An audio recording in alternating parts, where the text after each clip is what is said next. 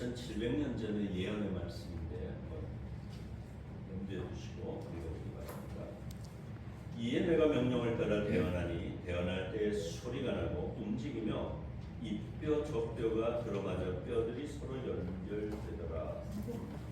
내가 또 보니 그 뼈에 힘줄이 생기고 살이 오르며 그 위에 가죽이 덮이나 그 속에 생기는 없더라.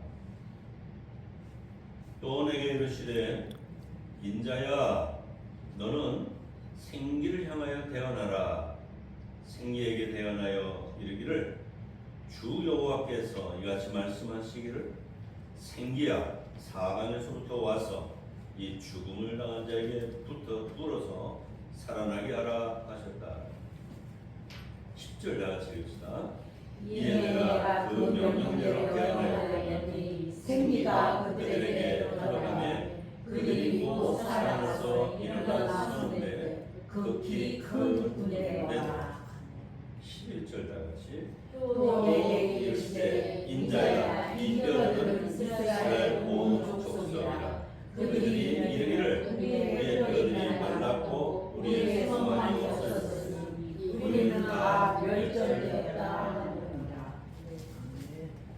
이 성경 말씀의 예언이 그들의 말대로 다 망해버린 나라에 무려 2000년 만에 2700년 만에 이 나라가 독립을 하게 됐다는 사실을 우리는 기억하게 됩니다. 이스라엘 사람들은 우리가 볼 때 참 존경할 만한 무서운 면이 있어요. 세계 1차 대전 때도 독립군이 우리가 최전방에 설 테니까 당신들이 이기면 우리의 피값으로 우리 고토의 다윗의 나라 이스라엘을 건국해 주시오. 그래서 영국 수상 벨포어라고 하니까 오케이 하고 약속을 했는데 세계 1차 대전 때 로스차일드 가문에서 전쟁 자금을 대고 젊은이들이 전쟁에 용병으로 최전방에 나서 우리 북한 군인들 우크라이나 가서 죽듯이 그래서 전쟁을 세계 1차 대전을 독일로부터 승리하여 따내지 않았습니까? 영국이 지배하고 있는데도 이스라엘을 독립을 시켜주지 못했습니다. 약속을 어겼어요. 영국 사람. 그로부터 또 10년 채 안 돼가지고 전쟁이 또 났죠. 1914년도에 2차 대전이 났을 때 다시 한번 우리를 최전방에 보내시오. 이번에는 최전방에서 승리한 다음에 이스라엘 나라를 독립을 하게 되는데 제1번으로 그 국가를 승인한 나라가 어딘지 아십니까? 미국이에요. 1948년 5월 14일에 자정에 독립을 선언을 하자마자 미국 국회의사당에서 기다리고 있다가 땅땅땅 합의를 하고 미국 대통령이 1번으로 이스라엘 나라 승리 정식 유엔국으로 독립국가를 승인을 했습니다. 그로부터 두 달 후에 우리나라는 재헌국회를 만들었고 8월 15일에는 1948년 같은 해 3개월 후에 쌍둥이처럼 우리나라가 태어나게 됐죠. 유대인들은 이렇게 철저히 무시당하고 2700년이나 나라 없는 서름을 겪었는데도 이들은 끝끝내 포기하지 않고 내 피를 흘려서라도 우리 조국은 반드시 독립해야 됩니다. 성경에 예언하는 그 말씀이 이루어질 거라 이런 믿음을 가지고 끝까지 갔습니다. 오늘날 우리 대한민국에 희망이 있는지 없는지는 우리들에게 달렸습니다. 기도하는 사람들 중에 누가 피 뿌려 희생할 사람이 있느냐? 자살하라는 얘기가 아닙니다. 하나님이 원하실 때 정말 정의를 위해서 하나님이 기뻐하시는 일에 헌신할 때 아직 우리의 죄가 너무 많아서 하나님이 우리에게 자유를 덜 주시는구나. 우리 조상의 죄, 우리들의 죄가 분량이 모자라서 암군, 폭군을 우리에게 주시고 적군을 주시고 외적을 우리에게 도전을 하시는 거야. 이런 생각들을 우리가 안 할 수 없습니다. 여러분 오늘은 성경을 한 군데 더 읽어보시고요. 이스라엘의 독립과 함께 이 시대에 우리가 우리나라를 새롭게 해결하려면 하나님의 도움을 받으려면 아볼로 같은 사람이 나와야 되겠다. 사도행전 18장 24절로 28절입니다. 신약성경 220조.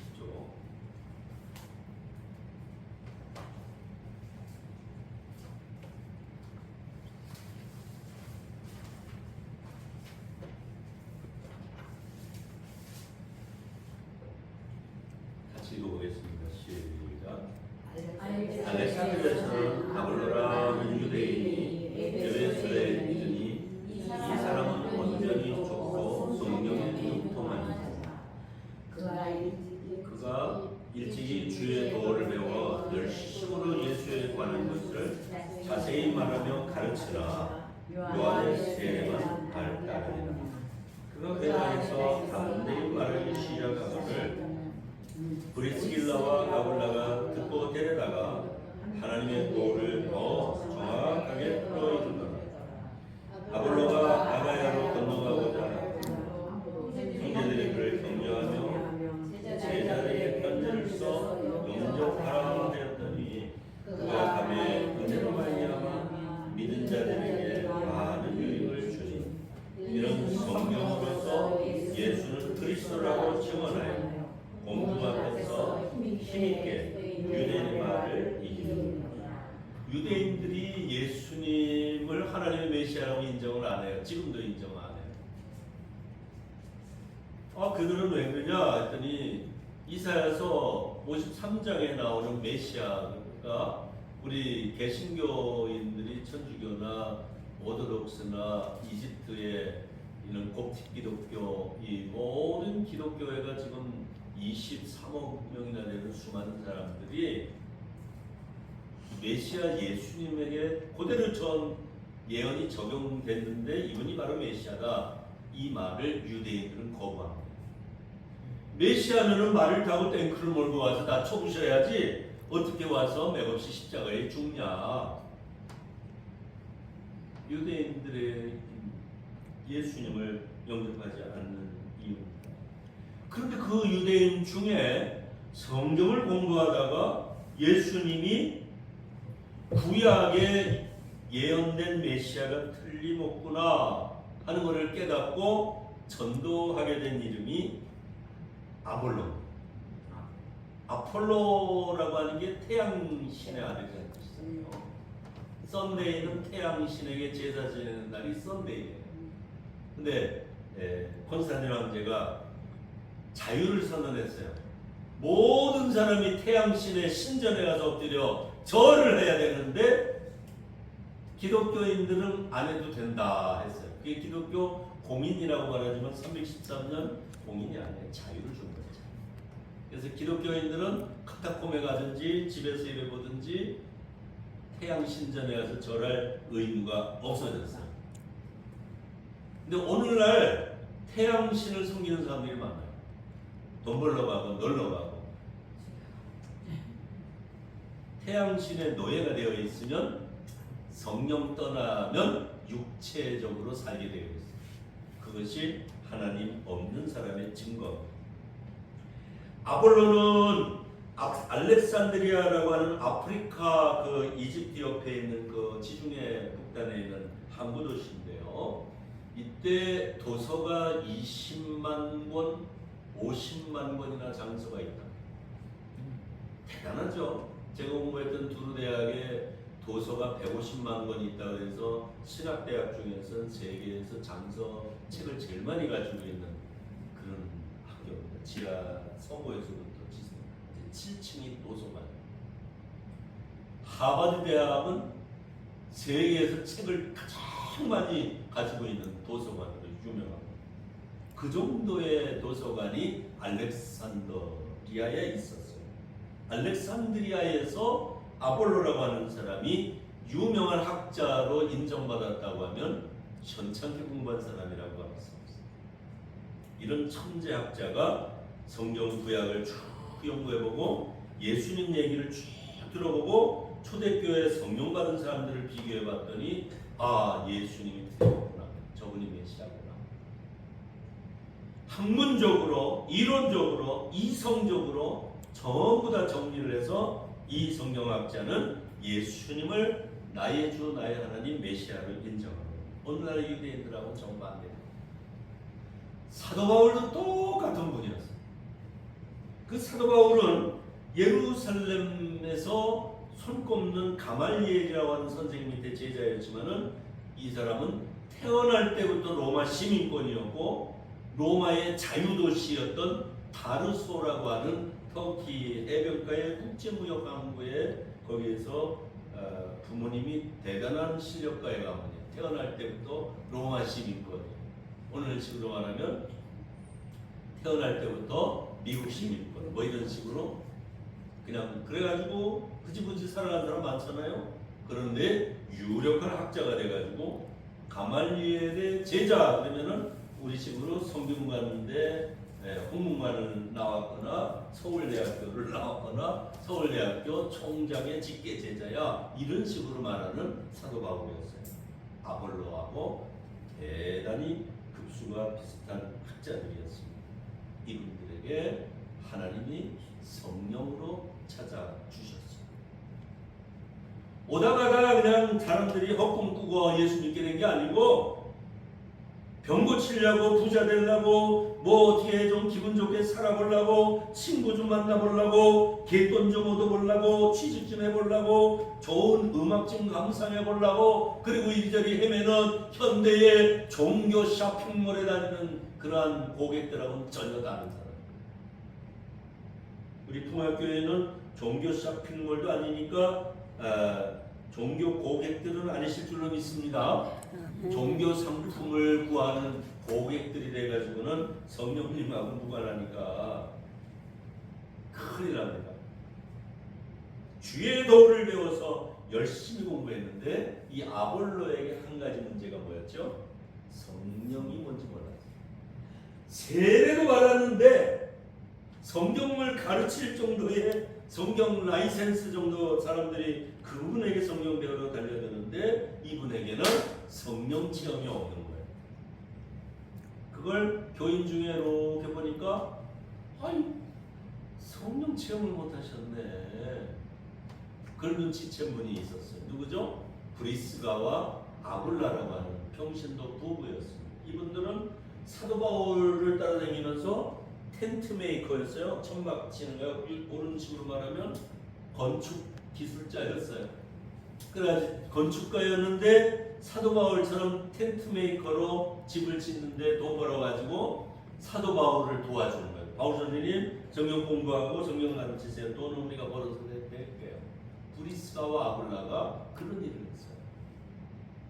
그러다가 아볼로를 만났는데 이야 대단한 인재인데 저분에게 성령을 소개해야 되겠구나 해가지고 자기 집으로 데려가서 커피도 대접하고 저기 또 식당을 가서 코끼리도 대접하고 코다리 골프밥도 대접하고 냉면도 대접하고 하면서 예수님을 소개를 하면서 선생님 진짜 성령을 받으시면 더 좋을 텐데 다 같이 합시다.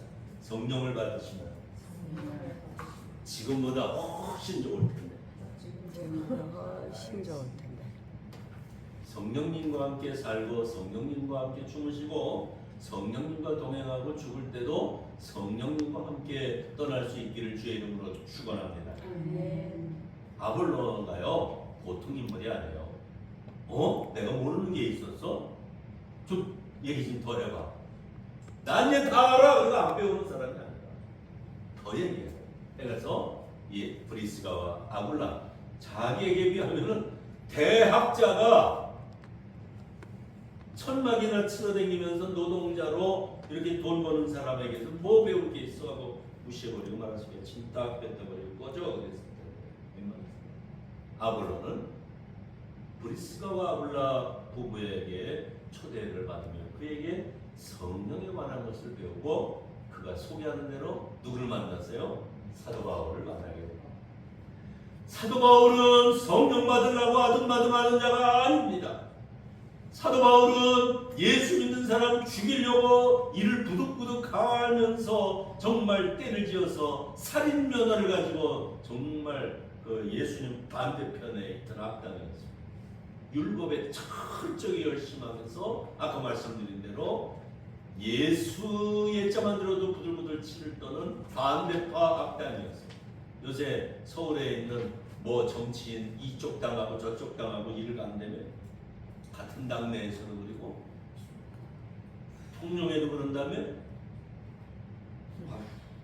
우리 교회 그쯤 되면 골짝 나옵니다. 그런데 그렇게 무시무시한 사도 바울이 하루아침에 꼬꾸라졌어요. 누구한테? 하나님한테.